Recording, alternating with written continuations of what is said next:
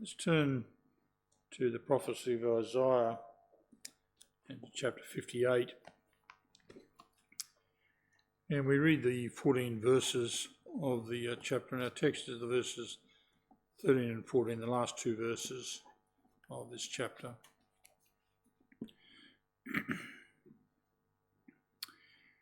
Cry aloud, spare not, lift up thy voice like a trumpet, and show my people their transgression, and the house of Jacob their sins. Yet they seek me daily, and delight to know my ways, as a nation that did righteousness, and forsook not the ordinance of their God. They ask of me the ordinances of justice. They take delight in approaching to God. Wherefore have we fasted, say they, and thou seest not? Wherefore have we afflicted our soul, and thou takest no knowledge?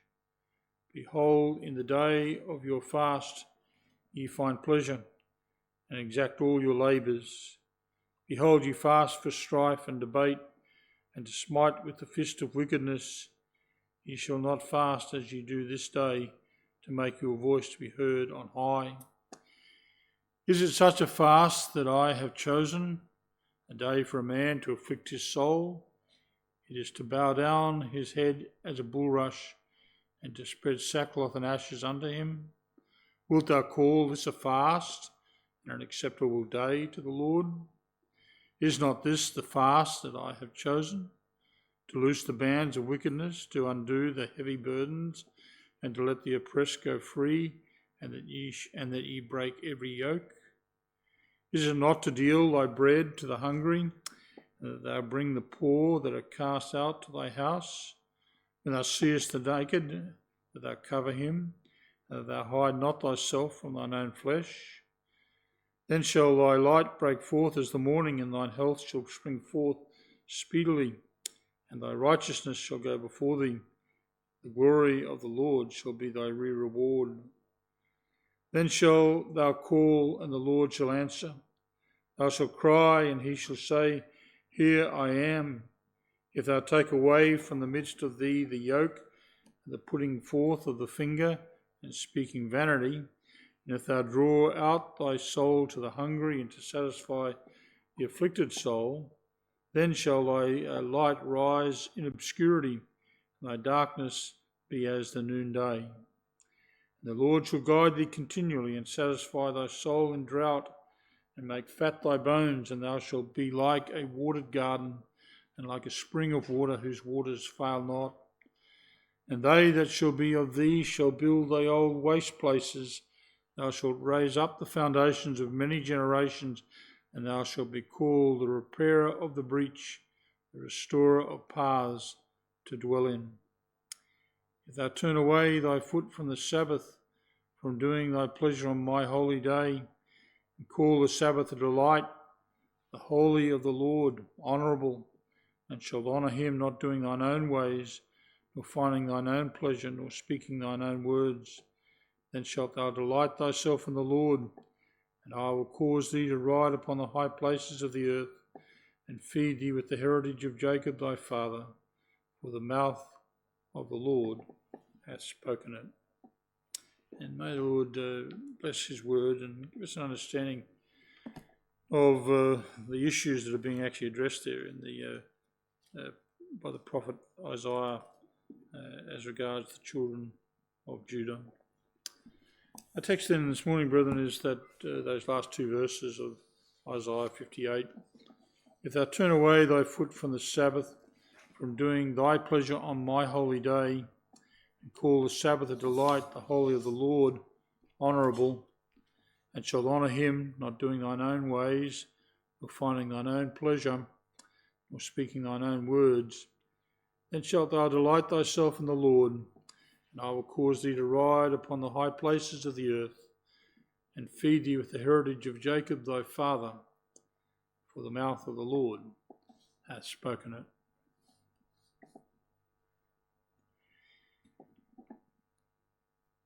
The 18th century French humanist and philosopher Voltaire,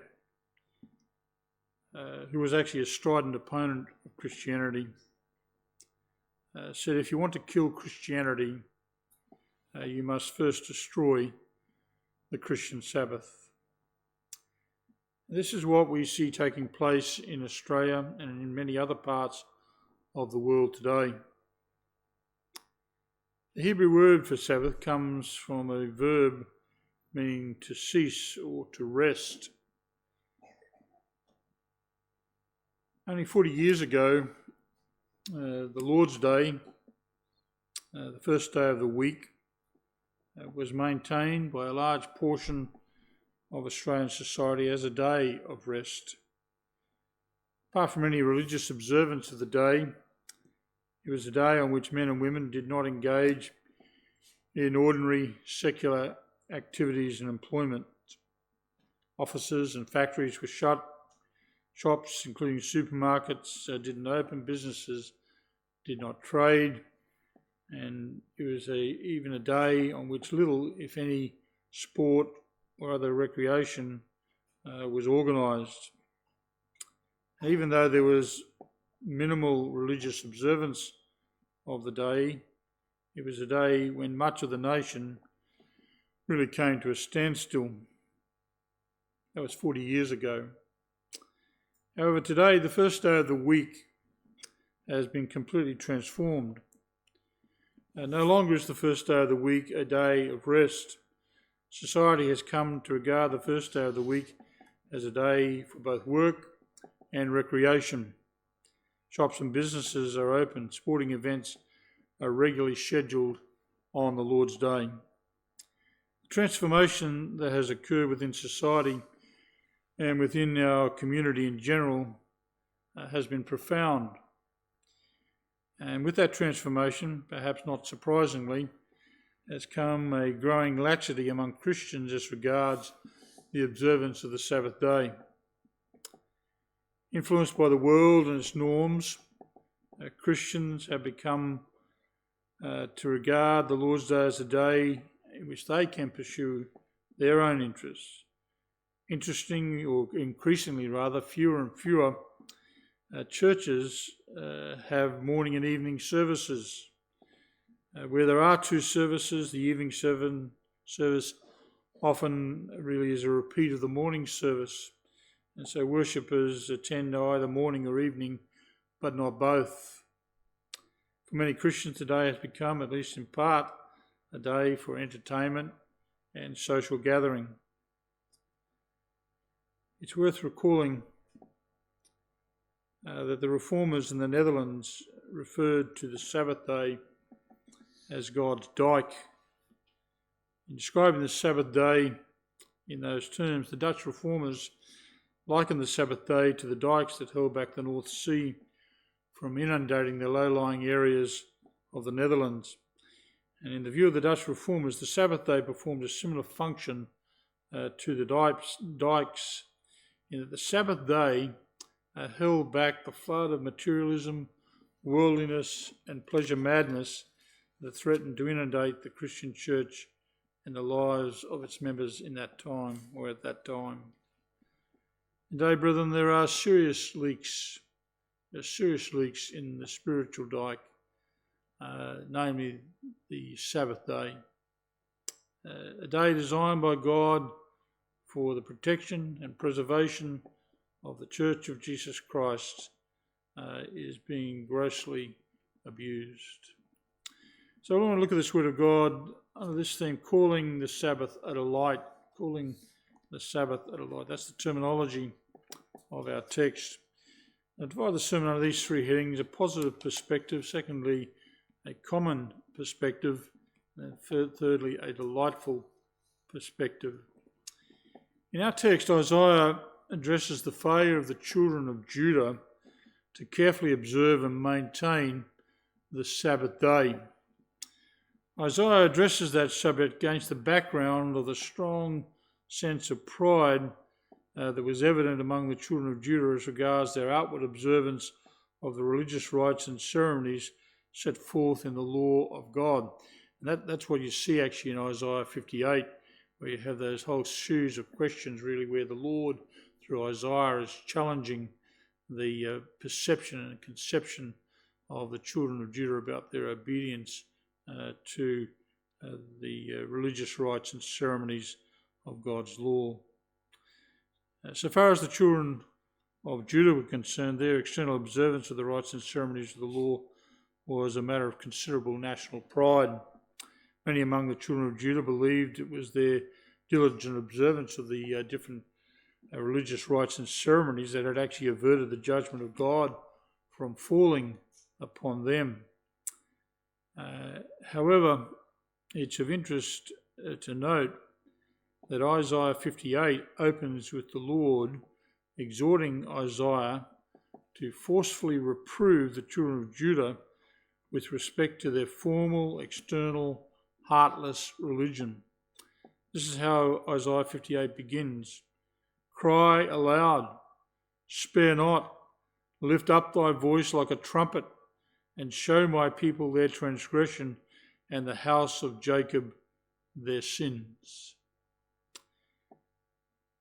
Isaiah disabused the children of Judah of the thought that their diligent observance of the outward requirements of the law of God made them worthy recipients of the Lord's favour. And he then proceeds to declare to the children of Judah the way in which the favour of the Lord might be found. And one of those ways was the sanctification or the observance of the Sabbath day. This was something that the children of Judah had actually neglected. What did the law of God have to say about the Sabbath? Well, the truth is that all of us know it, even the children in the congregation know what the Lord has to say and what the law of God has to say about the Sabbath day. Remember the Sabbath day, to keep it holy.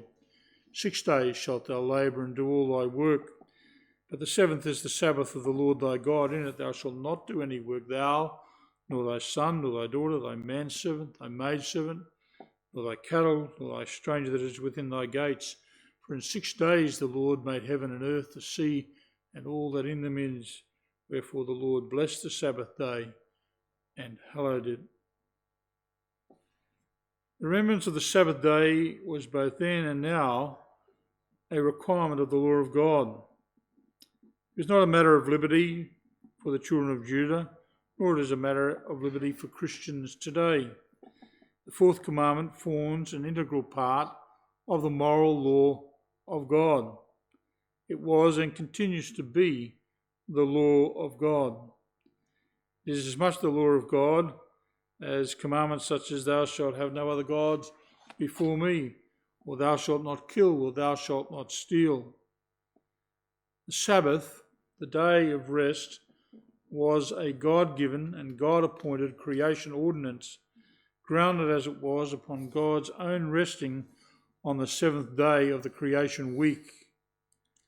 For the children of Judah, the Sabbath was a means of uniting and maintaining the nation as a people under God. Now, this would become particularly important for the children of Judah during the period of the Babylonian captivity.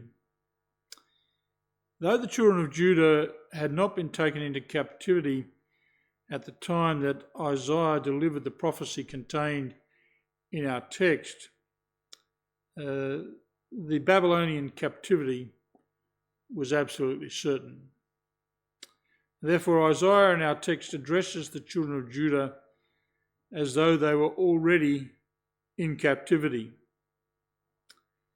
During the Babylonian captivity, many aspects of the children of Judah's worship would fall into disarray. It would fall into disarray primarily because of their absence from Jerusalem and from the temple.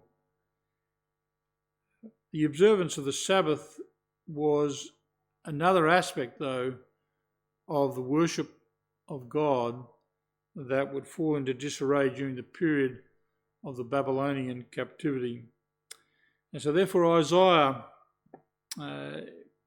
here broaches the subject of the Sabbath with the children of Judah even before they have been taken into captivity. The first point that Isaiah makes to the children of Judah is that the Sabbath belonged to the Lord. That's what he says there in verse 13. He says, if thou turn away thy foot from the Sabbath, from doing thy pleasure, notice this, on my holy day. On my holy day. The Sabbath was the Lord's holy day. It was the day that belonged to him. The same point is made actually in the fourth commandment itself. Remember the Sabbath day to keep it holy. 6 days shalt thou labour and do all thy work. But notice this, but the seventh day is what? It's the Sabbath of the Lord thy God. The Sabbath was and is a day that the Lord claims for himself. It's a day that was and is peculiarly his own. It was his holy day, a day to be consecrated and set apart to him. The Sabbath was not a day that belonged to the children of Judah to do with as they pleased, nor is it a day that belongs to you and me to do with as we please. The Sabbath belongs to the Lord. The Sabbath was and is a day designed by the Lord for the spiritual nurture and care of his people. In the Old Testament dispensation, it was a day that came at the end of a week of work and activity with its accompanying secular influence and its natural tendency to focus upon earthly interests and activities.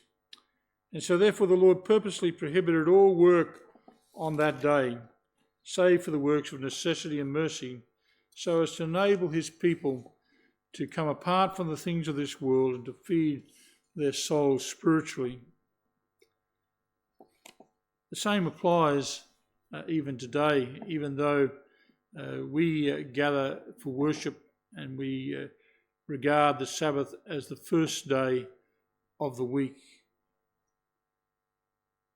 The same intent and purpose continues so far as God's concern is with regards to the Sabbath. See, the Lord provided the Sabbath so that men and women could come aside from their usual and ordinary activities, those usual and ordinary activities that occupied them legitimately during the course of a week, so they could come aside and reflect upon their own spiritual life and their needs. This was part of God's care for his people. It was part of his covenant promises to his people. The Sabbath was designed so that men and women could spiritually refresh themselves and to feed their souls before they embarked upon another course of work during a week.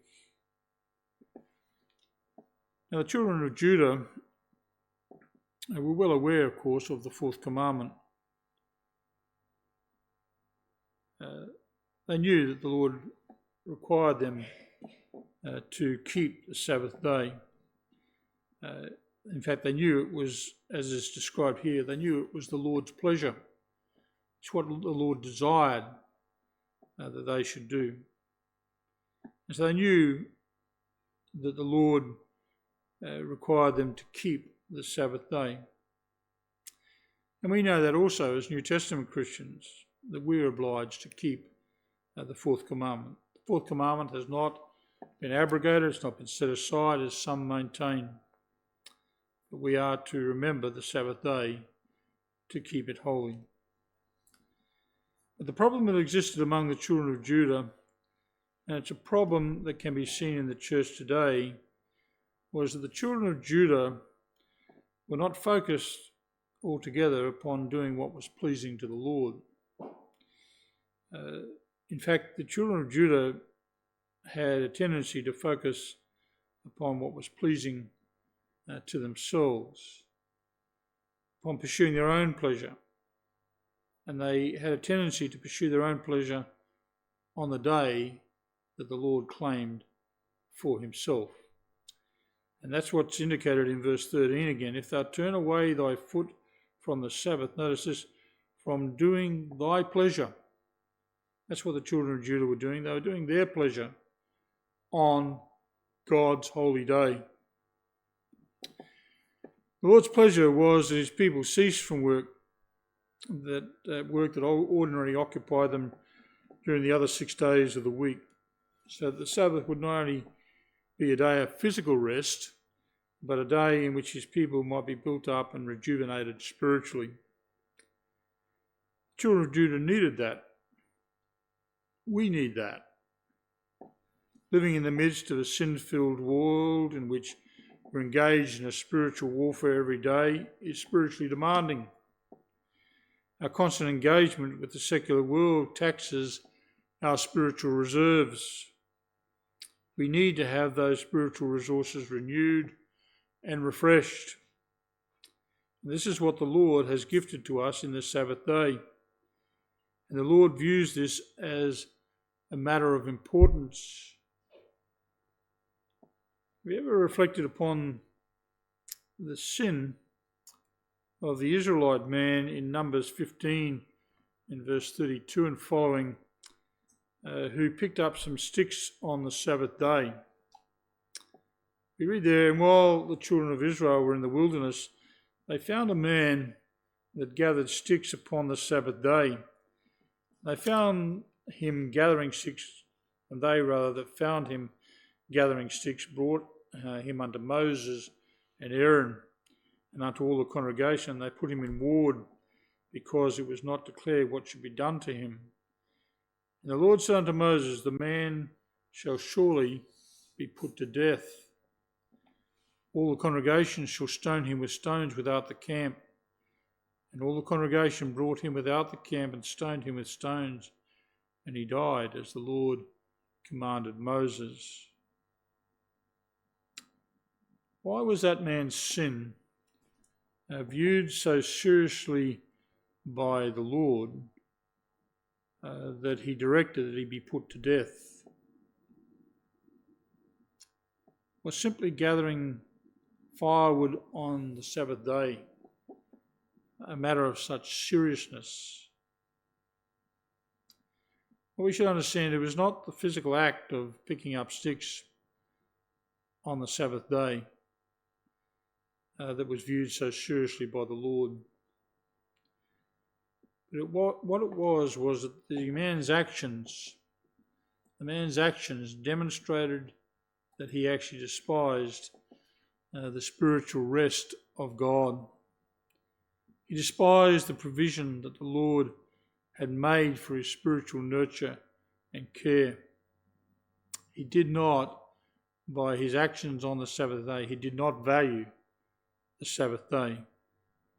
The material things of this life were more important to him than the observance of the Sabbath day. It was as though the Lord's gracious provision of the Sabbath was of no significance to this man. That's the heart of that man's sin, and it reflects just how seriously the Lord views the Sabbath day. The children of Judah knew that it was the Lord's pleasure that the entire day be given over to him. They knew that the day was not simply to be whiled away in physical rest. It's not to say that physical rest is not appropriate on the Lord's day. The day is not to be just simply a day where we relax and do nothing. The children of Judah understood that to do nothing on the Sabbath day did not amount to a proper observance of the day. Rather, it was the Lord's pleasure that his people be actively engaged in his worship and in spiritual pursuits on that day. You see, the Sabbath was to be a delight. That's the wording used here in our text. The Sabbath was to be a delight, a spiritual delight, a day to be looked forward to, a day to be treasured. It was not to be a wearisome and burdensome day, nor was it a day simply to be borne with and endured. Now that's how some in the history of the church have viewed it. If you go back into the prophecy of Amos, in Amos 8 and verse 5, we read of the complaints that issued from the children of Israel concerning the Sabbath day.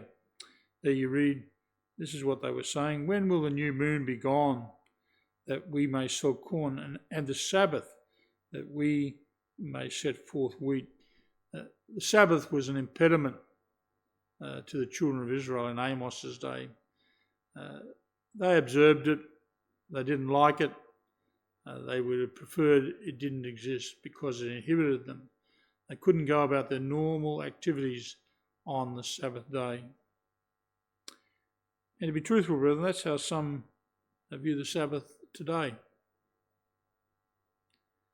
But that was not the Lord's design so far as the Sabbath day was concerned. The Lord intended that the Sabbath day should be a pleasurable day for his people, a profitable day, a day to be eagerly anticipated, a day when they could unburden their minds of the cares and anxieties of life, a day in which they could rejoice in the God of their salvation, a day in which they could be refreshed and renewed spiritually, a day to be viewed as we read in our text, holy, the holy of Jehovah, honourable, a day to be honoured, a day to be revered, a day to be longed for, a day to be held in high esteem, a day to be valued, a day to be viewed as the gracious provision of a faithful God. Sabbath was God's gift to his people. The Sabbath today is God's gift to his people. And as such, it was a day that was to be kept holy unto him. It was to be set apart to him. It was to be dedicated to him as an expression of thanks and gratitude. But the Lord is fully aware of how difficult it is to live the Christian life. He knows our struggles. He understands the spiritual battles that each and every one of us encounter every day. And he knows how spiritually weary we can become. And out of love for us and out of a desire for our spiritual nurture and care, he calls us to remember the Sabbath day. It's not that in our remembrance of the Sabbath day we somehow or other add anything to him.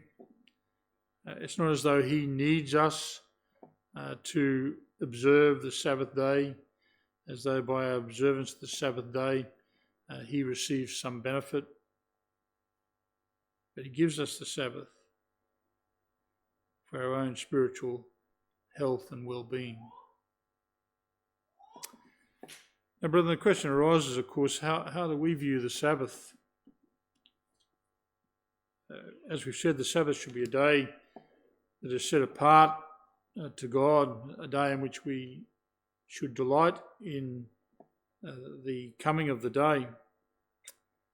It should be a day that we look forward to with anticipation and expectation. In fact, it would not be too much to say that the Sabbath ought actually to thrill our hearts. This one day in 7, in which we can worship the Lord and delight and give thanks for him, where we can feed our souls, rejuvenate our souls, an opportunity for spiritual encouragement, spiritual renewal. But sadly, too often that's not even how God's people always view the Sabbath. Too often, even Christians view the Sabbath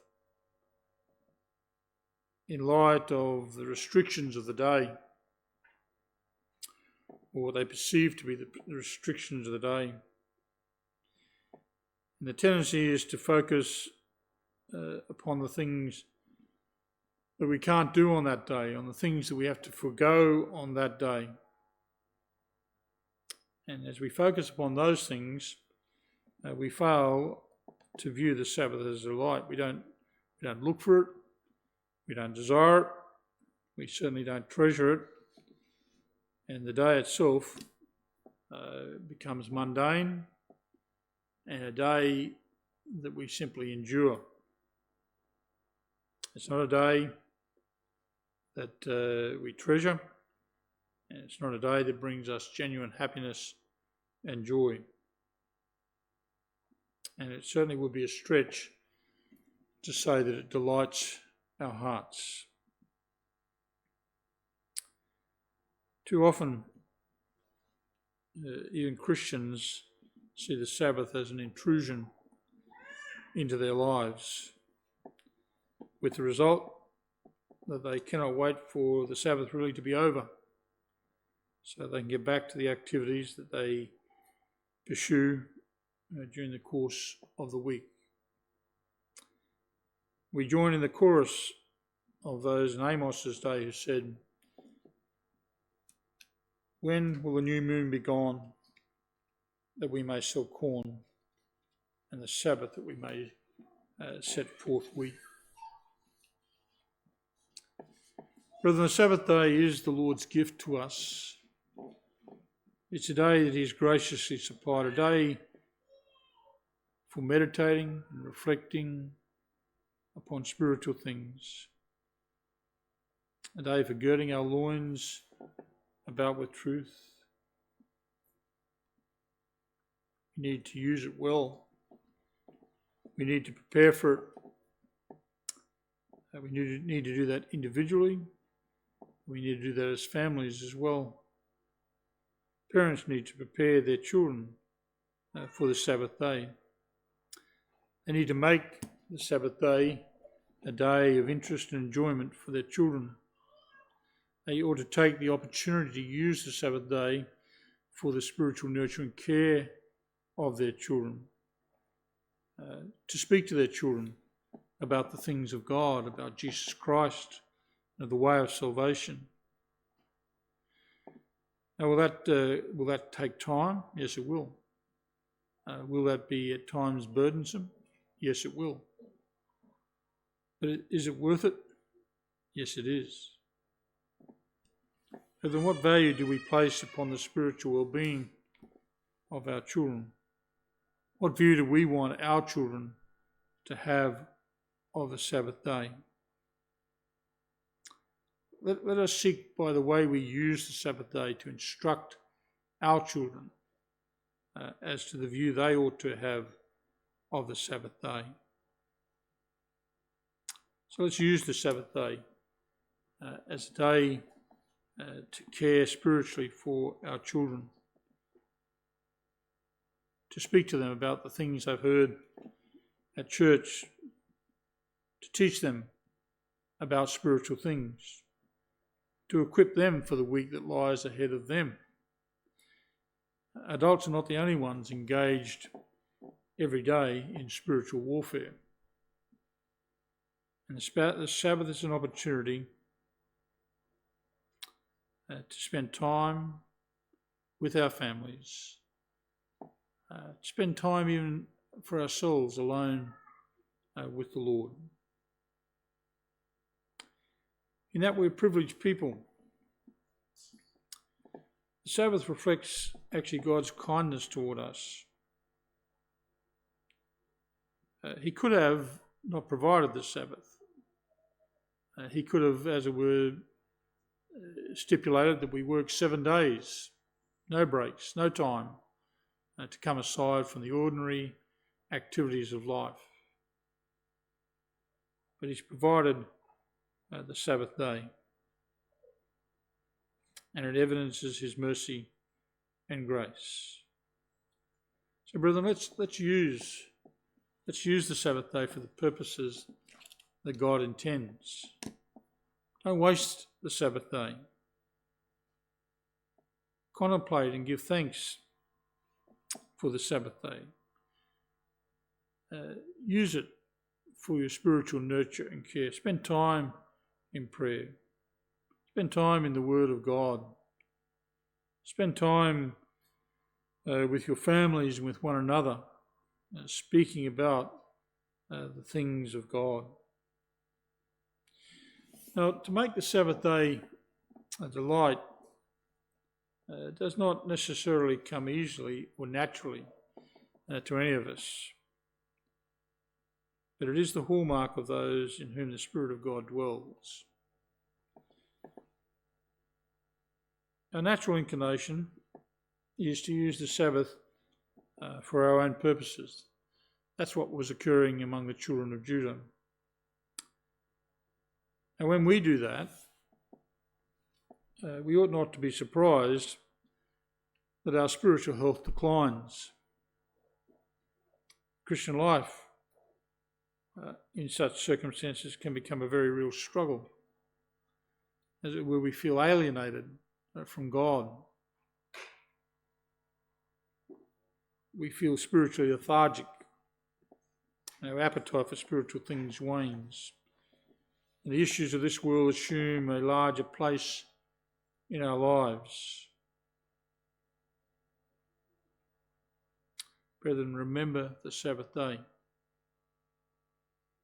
It's for your spiritual health and well-being.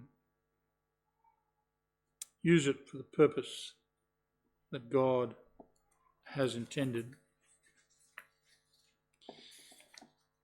Though the children of Judah were familiar with the fourth commandment and the Lord's gracious provision and purpose as regards the Sabbath day, they, like many in the church today, had grown lax in their observance and use of that day. They'd imbibed another perspective of the Sabbath, a perspective that actually abounds in our society and even in Christian churches today. Instead of doing the pleasure of God on the Sabbath, they, in the words of verse 13, turned away their foot from the Sabbath, from doing God's pleasure on his holy day. The meaning of those words is turning away their foot is that they walked according to their own ideas and thoughts. The children of Judah trampled on the Sabbath day and treated it as having very little significance or worth. Instead of recognising it as the Lord's day, the day that belonged to him, the children of Judah treated the Sabbath day as their own. And as a result, they failed to pursue the things that please God and instead pursued those things that please them. They arrogantly substituted their thoughts for God's thoughts. And in doing so, they treated the Sabbath like every other day of the week. They engaged in the ordinary activities of life, even on the Sabbath. Yes, they continued to give some tacit acknowledgement to the day. There was some outward form of compliance, but the day was no longer kept holy unto the Lord, nor was it consecrated to him and to his worship. Furthermore, men went their own ways and they pursued their own pleasure and they spoke their own words. That's the description there also in verse 13. Men went their own ways, they pursued their own pleasure, and they spoke their own words. They abandoned the Lord's ways, and they went upon their own ways on the Sabbath day. Their pleasures, as opposed to the pleasure of the Lord, became paramount. They did not glory in the Lord or in the works of his hands, but they focused on the things that they valued. The day was no longer a day of spiritual refreshment. It was a day for man and his enjoyments, a day in which men did as they pleased. Now that has a certain familiarity to it. And it has a certain familiarity to it because we see that all around us today. We see that all around us in the world today, but sadly, increasingly, we see it also in the church world today. Isaiah's description of the children of Judah could be applied equally to our own age. We live in a world, indeed we live in a church world, that has turned away its foot from the Sabbath, from doing God's pleasure on his holy day.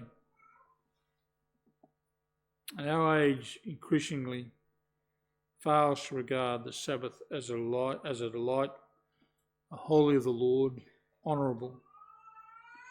And what we find is that men and women more and more are pursuing their own ways, finding their own pleasure, and speaking their own words even on the Sabbath day. And you know, brethren, more and more the Church of Jesus Christ is being called to conform to that pattern of behaviour and to adopt those same attitudes. The world around us is incessantly saying by word and conduct, turn away thy foot from the Sabbath. Do your own pleasure, pursue your own interests. Disregard the command of the Lord, abandon the fourth commandment. Speak your own words, follow your own thoughts. Not only does the world encourage that approach, but it also seeks to induce it and at times to compel it. This comes in the form of demands, for example, for employees to work on the Sabbath day. Attracted by the prospect of greater wealth, businesses are open and they require their staff to work on the Lord's day. Some even stipulate that requirement as part of the terms and conditions of employment. Entertainment in all its forms is increasingly entering into the Sabbath day. Sporting events, cinemas, restaurants, cultural events.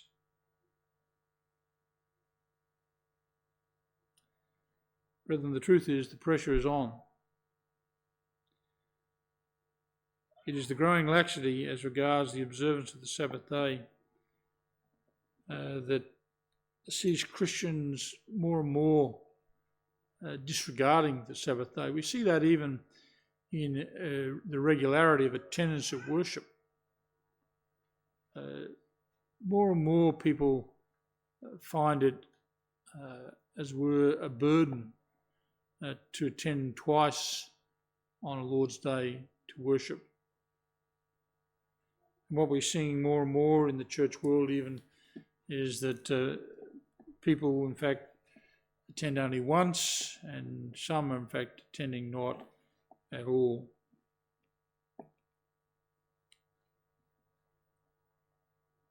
Justification for doing so ranges from individual to individual. We hear reasons given such as the business of life, the hecticness of life. All manner of excuses are offered as to why it's too difficult to really keep the Sabbath day. But what more and more we see is that Christians are treating the Sabbath as though it belongs to them and not to the Lord. And the truth is, brethren, perhaps we're guilty of that as well. That's a real possibility. We live in the midst of a world that is rapidly abandoning the Sabbath day. And we are not unaffected by the pressures and the attitudes that are found in the world in which we live.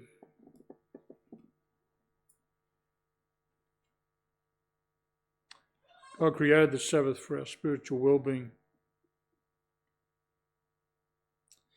We need a day in which we can refresh and strengthen ourselves spiritually. We live in a sin-filled world, and we interact with that world every day. And we're bombarded with the thoughts and ideas of that sin-filled world. And there are many distractions and obstacles that have the potential to sidetrack us and to hinder our spiritual walk. And the truth is, life is busy, life is hectic, life is full of pressures. And for many Christians, it's difficult to find adequate time to nurture their souls during the course of what are really busy weeks. our time and minds are devoted throughout the course of the week to many other things. The Lord has supplied us with the Sabbath in order that we might take the opportunity to rest, not physically only, but to rest so that we might be rejuvenated and refreshed spiritually. When we neglect the Sabbath, when we turn away our feet from the Sabbath, and we don't do God's pleasure, and we seek to pursue our own interests, we actually deprive ourselves of the gracious gift that God has actually given to us. And inevitably, that will affect our spiritual health. You see, our spiritual health is directly linked to the use that we make of the Sabbath. If you're struggling at times spiritually, one of the areas in which one could look to is how you're using the Sabbath day.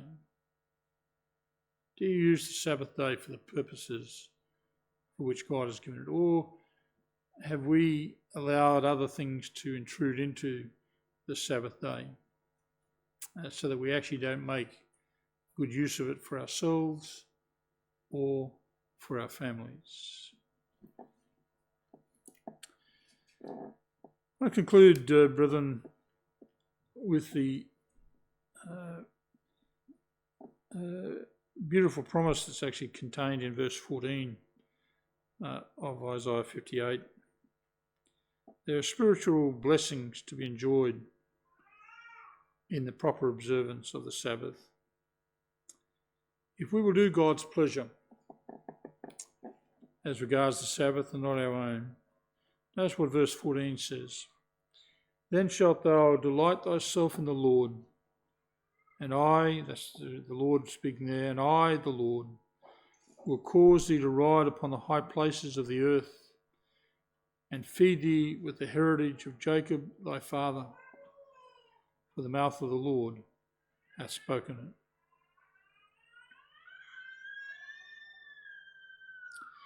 But then as we will use the Sabbath rightly, we will actually find pleasure in the Lord. He will be the source of our greatest joy.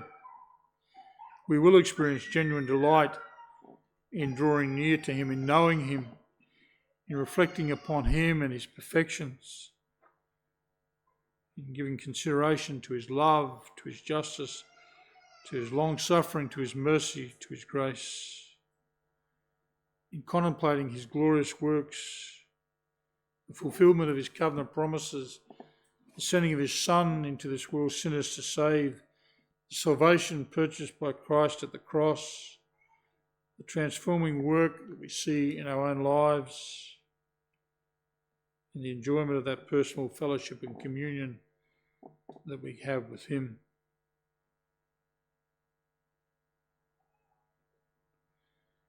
Here he says, and I will cause thee to ride upon the high places of the earth and feed thee with the heritage of Jacob thy father.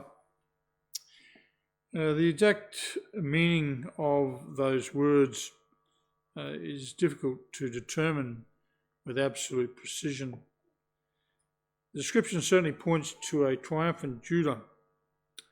Possibly the reference is to Judah's ultimate restoration to the promised land of Canaan following the Babylonian captivity. It could also have reference to the ultimate spiritual triumph of the people of God.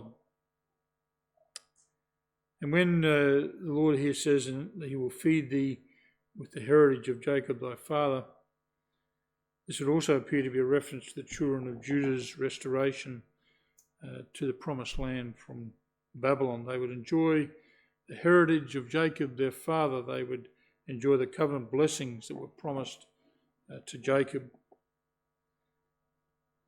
Covenant blessings, of course, that would ultimately be fulfilled in the heavenly Canaan.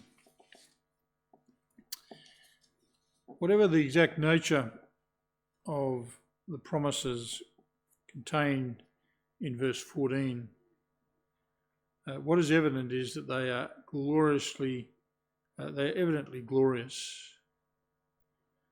There is enormous benefit and blessing. That's what the Lord is telling us. There are enormous benefits and blessings that flow from an observance and a keeping of the Sabbath day. And the Lord here actually confirms that by an oath. That's how verse 14 ends. For the mouth of the Lord has spoken it. Nothing could be more certain. Turn back thy foot to the Sabbath. Stop doing your pleasure on his holy day. View the Sabbath as a delight, as a day consecrated to the Lord. Not doing your own thing, not seeking your own pleasure, not speaking your own words and pursuing your own thoughts. Then shalt thou delight thyself in the Lord, and the Lord will cause you to ride upon the high places of the earth and feed you with the heritage of Jacob, your father. That's a word that the Lord spoke to the children of Judah. That's a word that the Lord speaks to his people today. An outstanding spiritual blessing attaches to the observance of the Sabbath day. Brethren, by God's grace, let us view the Sabbath as a delight and let us access the spiritual blessings that come from an observance of it. Amen.